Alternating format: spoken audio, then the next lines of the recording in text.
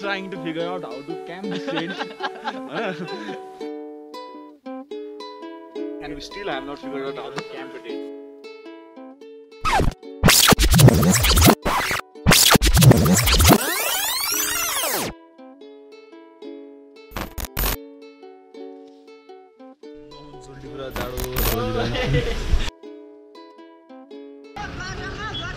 लगभग बिहानको 6:30 बजेको थियो।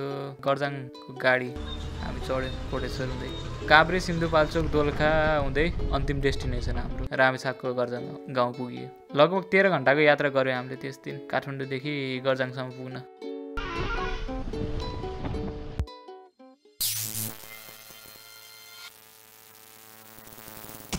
Gumante, the amazing travelers.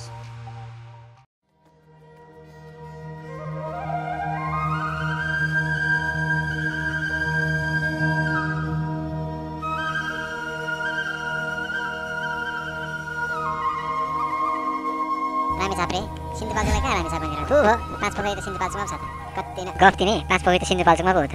मनमा खुल्दुली चलिरहेको होला पक्कै पनि तपाईँहरूको होइन 5 पोखरी त सिन्धुपाल्चोकमै पर्छ त रामेछापमा त कहाँ हो र पागल भइस क्या हो भन्ने सोच्नुभयो होला पक्कै पनि। होइन हामी 5 पोखरी नै जान लागेको त्यो पनि रामेछापकै। नेपालमा यस्ता थुप्रै ठाउँहरू छन् जसको नाम एउटै छ त्यसमध्ये एक 5 पोखरी पनि हो।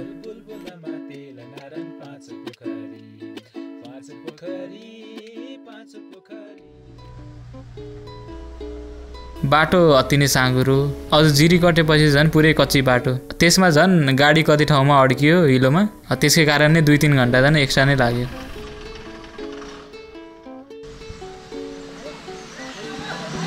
गाडी चाहिँ जम के फसेर चाहिँ पुरा तान्दैछ अहिले अगाडिपट्टि त्यो डोरी तान राखेर अगाडिबाट धकल्दै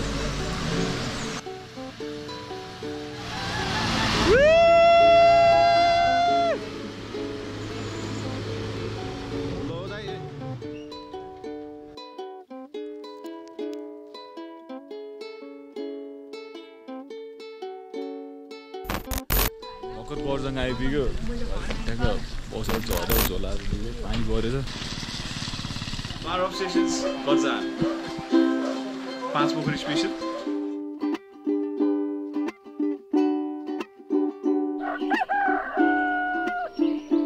अहिले चाहिँ गर्जाङमा भयो होइन यो कति 1917 छ एल्टिट्युड त्यसपछि अब खरेनीको छ होइन।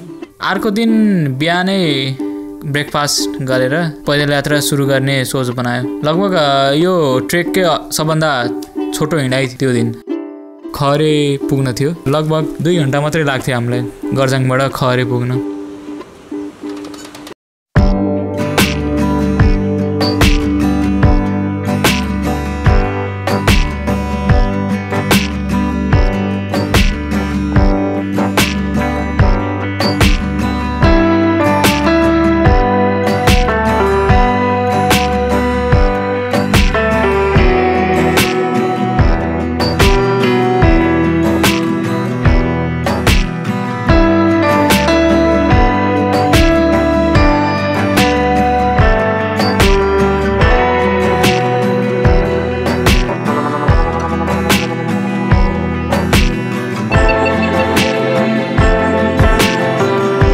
खोला बगिरहेको थियो त्यहीसँग ताल मिसाएर हिँड्यौँ हामी पनि।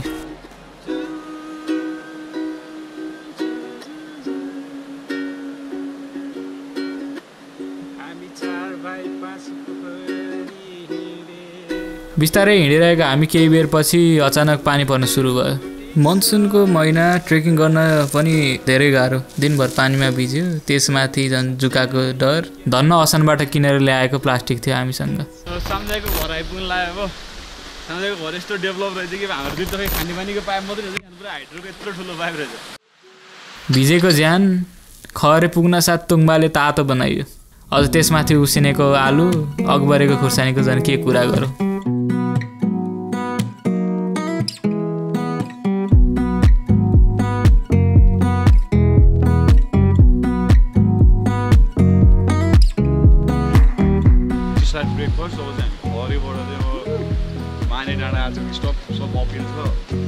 अब यो दिन चाहिँ हामीलाई यात्राको सबभन्दा धेरै हिँड्नुपर्ने दिन थियो। स्थानीयले भनेअनुसार लगभग 6 घन्टामा हामी माने डाँडा पुग्नुपर्ने थियो, तर हामी सबैलाई लागिरहेको थियो हामी 6 घन्टामा त पुग्नेवाला छैन भन्ने। सबै गर्दाखेरि लगभग हामीलाई 8-10 घन्टा लाग्छ कि झन् सोच बनाइरहेको थियौँ पहिलेदेखि नै। बाटोमा जुकाको डर पनि उस्तै, जुका त यति थियो कि कुरै नगरौँ। This just might be the wildest trek we'll ever be.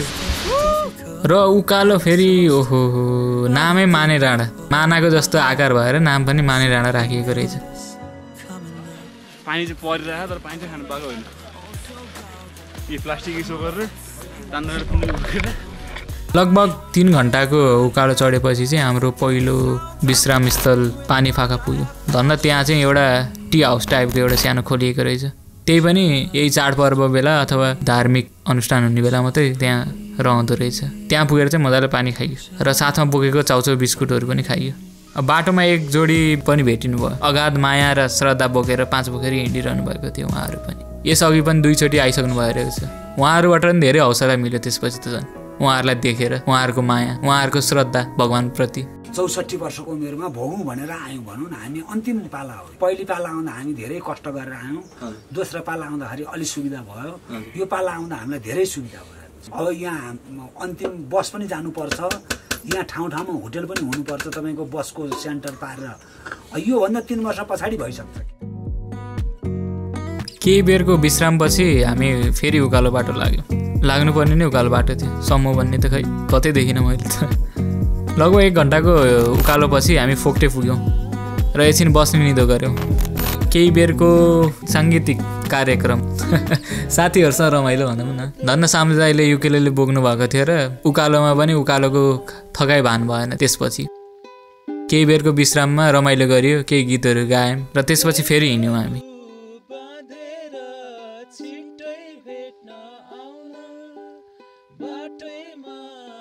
We have to reach the Mane Dada.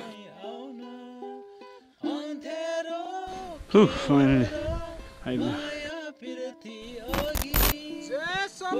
अन्तत लगभग 8 घन्टाको हिँडाएपछि बल्ल पुग्यो माने डाँडा। हामी त्यस दिन बस्नुपर्ने थियो एउटा गोठमा। गोठ भन्दा नि डेरी भनौँ न। गोठको दुधहरू सङ्कलन गरेर त्यहाँ चाहिँ चिजहरू अरू दुधको परिकारहरू बनाइँदो रहेछ।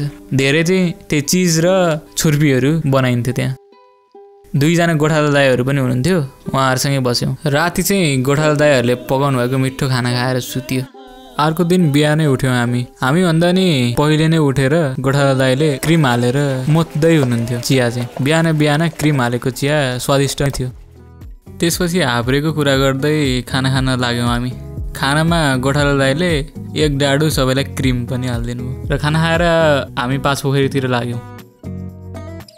माने डाँडाबाट चाहिँ यता बौला पोखरी र उता जटा पोखरी 5 पोखरीतिर जाने बाटो छुट्टिँदो रहेछ। बौला पोखरी पनि रामेछापको एउटा प्रसिद्ध पोखरी मध्येको एक, तर हामी यता जटा पोखरी 5 पोखरीतिर लाग्नुपर्ने। त्यस दिन चाहिँ बाटोमा थुप्रै श्रद्धालुहरूसँग भेटघाट भयो, कुराकानी भयो, केही रमाइला क्षणहरू सेयर गऱ्यौँ। चौरीहरू टन्नै छ। मेरो अनुभव धेरै रमाइलो। चौरी गोठमा बस्यो, त्यस पछाडि खानासाना खाइयो त्यहाँ। त्यस पछाडि अनि फर्केर हामी अहिले यहाँ आयौँ। अहिले 2 घन्टा लाग्छ यहाँबाट तपाईँहरूलाई जान। केही पर गएपछि चाहिँ बल्ल यो ट्रेक रमाइलो लाग्न थाल्यो हामीलाई। प्राकृतिकको सुन्दरता यति थियो कि त्यो बोलीमा वर्णन नै गर्न सक्दिनँ।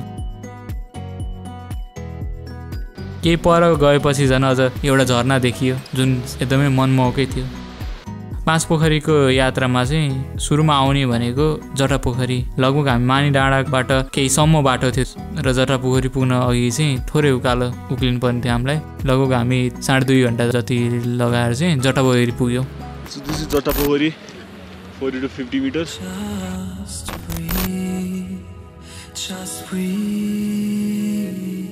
र जटा पोखरी भन्दा अघि चाहिँ कतै रोकिएर यसो टी हाउस टाइपको भनौँ न, चिया खान पनि केही ठाउँ थिएन।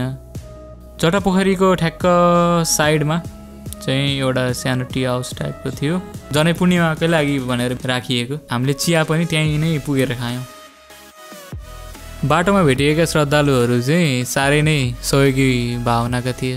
कतै खाजा खाना रोकिए पनि हामीसँग खाजा बाँडाबाँड गर्थ्यौँ। मुख्यतः श्रद्धालुहरू चाहिँ त्यो दिन जटापोखरी बसेर जनै पूर्णिमाको दिन चाहिँ 5 पोखरी जानुहुँदो रहेछ। तर हामी चाहिँ आज 5 पोखरी नै गएर बस्ने कि भन्ने सोच बनायौँ। लगभग 2000 को सङ्ख्यामा हुनुहुन्थ्यो होला श्रद्धालुहरू त्यो दिन जटापोखरीमा।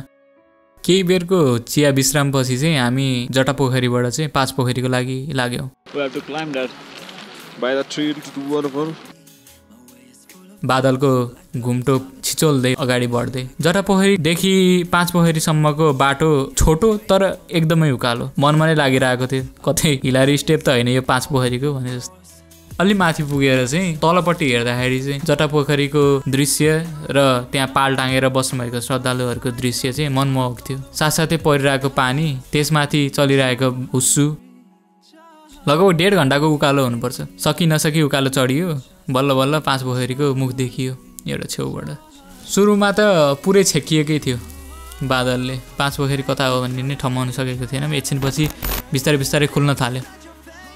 पानी एकैछिन रोकिएको थियो। त्यही रोकिएको समयमा हामीले आफ्नो पाल टाँग्ने कोसिस गऱ्यौँ। And we're still trying to figure out how to camp this tent. मैले आधी घन्टाको टाइम ल्याप्स छोडेको थिएँ। जति मेबी लाइक 10 मिनट्स लेफ्ट अब त्यो टाइम ल्याप्समा त्यो भिडियो बनाउँदाखेरि अति फास्टबाट हान्नुपर्छ। And we still have not figured out how to camp a tent.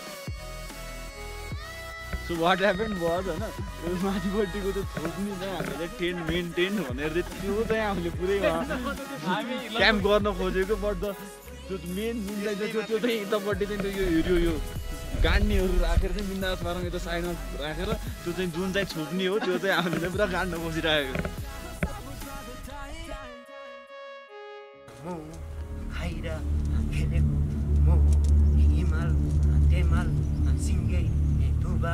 लट्टे धुबा बैरुङ पाती सुना पाती मुहु खाएर हिँडेको यसैमा आजको दर्शन मेरो यति नै हो। बत्ती बालिदिनुहोस्, सिङ्गे धुबा जलाएर दिनुहोस्। भोलि 5 बजीको भागा बन्धन राख्यो मैले आजको साथी भाइ यति को नाचुटी गर्न एकैचोटि घुमेर जोनु राम्रो दर्शन गर्नु। अर्को दिन बिहानै लगभग 3 बजेको हुनुपर्छ। तल जटापोखरीबाट श्रद्धालुहरू आउन सुरु गर्नुभयो। हल्ला खल्ला सुनिन थाल्यो टेन्टबाट बाहिर र बिहानै आँखा खुल्यो सबैजनाको। यस वर्ष जनै पूर्णिमाको दिन चन्द्रग्रहण परेको कारणले चाहिँ जनै पूर्णिमा चाहिँ यता नागपञ्चमीको दिन सारिएको थियो। त्यही भएर नै होला स्थानीय तीर्थालुहरूले चाहिँ भनिरहनु भएको थियो कि अरू वर्षभन्दा चाहिँ यो वर्ष चाहिँ अलिक कमै हुनु अरे मान्छे। त्यही पनि त्यो बिहान चाहिँ तीर्थालुहरू उल्लेखनीय सङ्ख्यामा आउनुभएको थियो 5 पोखरी। बिहान बिहान त्यो चिसो पानीमा ओहो हातखुट्टा धुँदा त त्यस्तो हुन्छ, अब डुल्की मारेर नुहाउँदा जानु कस्तो होला। पूजापाठ गरियो त्यसपछि हामीले पनि।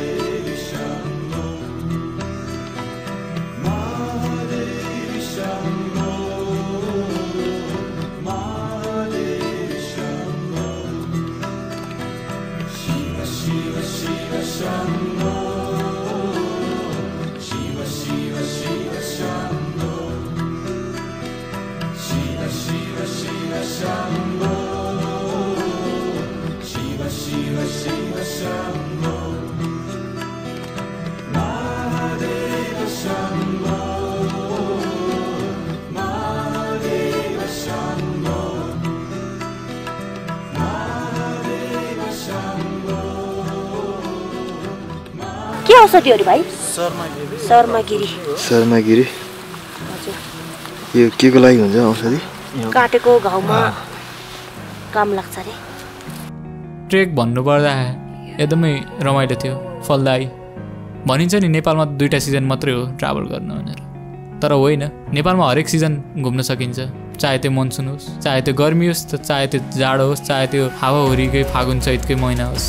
साँच्चै नै नेपाल चाहिँ हर सिजन नै घुम्न मिल्छ। हर सिजन बेग्लै बेग्लै रूप। एउटा सिजनमा तपाईँ त्यो ठाउँ जानुहुन्छ भने अर्को सिजनमा जाँदाखेरि त्यो ठाउँ अर्कै भइसक्छ। हो त्यो चाहिँ पायौँ हामीले यो ट्रेकमा। पक्कै पनि 5 पोखरी हामी अर्कोचोटि नै जानेछौँ यही साथीहरूसँग मिलेर। र एउटा कुरा, 5 पोखरी सिन्धुपाल्चोकमा मात्रै छैन नि, रामेछापमा पनि छ। 5 पोखरी मात्रै होइन, यहाँ त थुप्रै पोखरीहरू रहेछ, जटा पोखरी, बौला पोखरी, यस्ता थुप्रै पोखरीहरू। समग्रमा भन्नुपर्दा स्वर्ग रहेछ नेपाल, दयालु रहेछन् नेपालीहरू।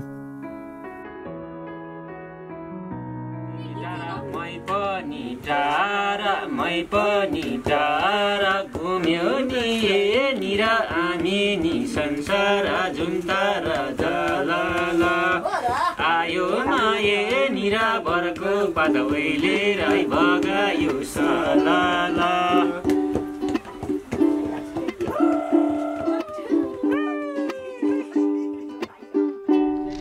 गुमान